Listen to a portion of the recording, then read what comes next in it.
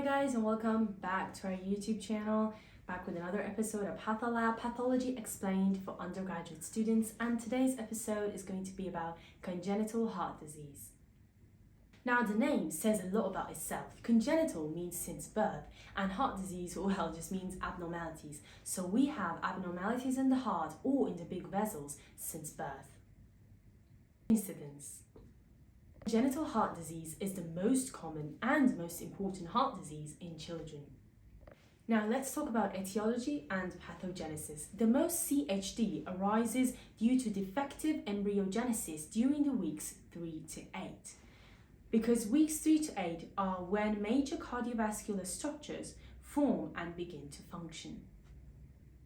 Now, the first thing we have to talk about are the genetic factors. The main causes of congenital heart disease are sporadic genetic abnormalities. They can be single changes in single genes, small chromosomes, or additions or deletions of whole chromosomes, which are also known as trisomies or monosomies. Now, the most common genetic factor that can cause CHD is trisomy in chromosome 21, also known as the Down syndrome.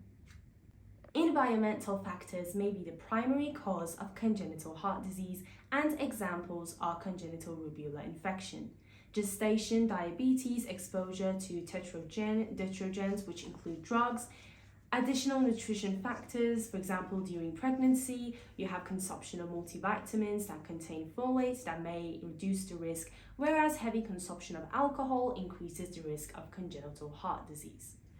And the last factor is multifactorial, which actually major CHD is caused by these kind of factors, which include both genetic factors and environmental factors. Now let's talk about the clinical features. Severe congenital heart disease can result in intrauterine death. However, some of the congenital heart disease, the symptoms may show right after birth, but some of them may not be evident until adulthood. Now let's talk about classification. First type is left to right shunt. Now these are characterized by the flow of blood from the left side or systematic side of the heart to the right or pulmonary side. Now consequences can be increase of pulmonary pressure, which later on can also increase the volume and pressure of the pulmonary side. This does not initially cause cyanosis. However, we can say that after a while, because of the increase of volume and pressure on the right side, right ventricle is going to have hypertrophy. But later on, when the pressure in the right side of the ventricle gets too much, the shunt actually changes directions in the opposite way, and now it goes from right side to the left side, meaning that the low oxygenated blood is going into the systematic side, causing that cyanosis, and it will result to a late cyanosis. That's why we call these kind of shunts the late cyanotic congenital disease.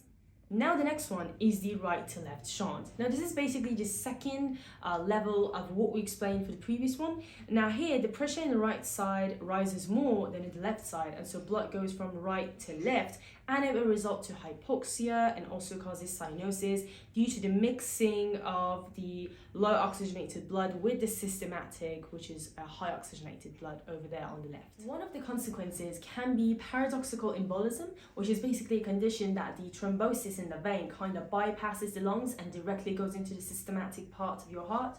Now this will result to infarction or even abscesses in the brain.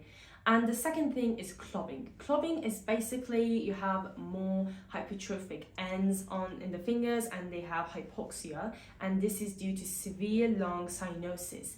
And in this image you can exactly see what the symptom looks like. Now I'm going to display a table of the classifications of congenital heart disease that we just talked about. You can see the summary here. Take a few seconds to look at it and screenshot if needed. Now in this video, we briefly talked about congenital heart disease, its etiology, clinical manifestations, pathogenesis, and classifications. If this video has been educational for you, please make sure to like and subscribe to the channel so we can make further videos for you students.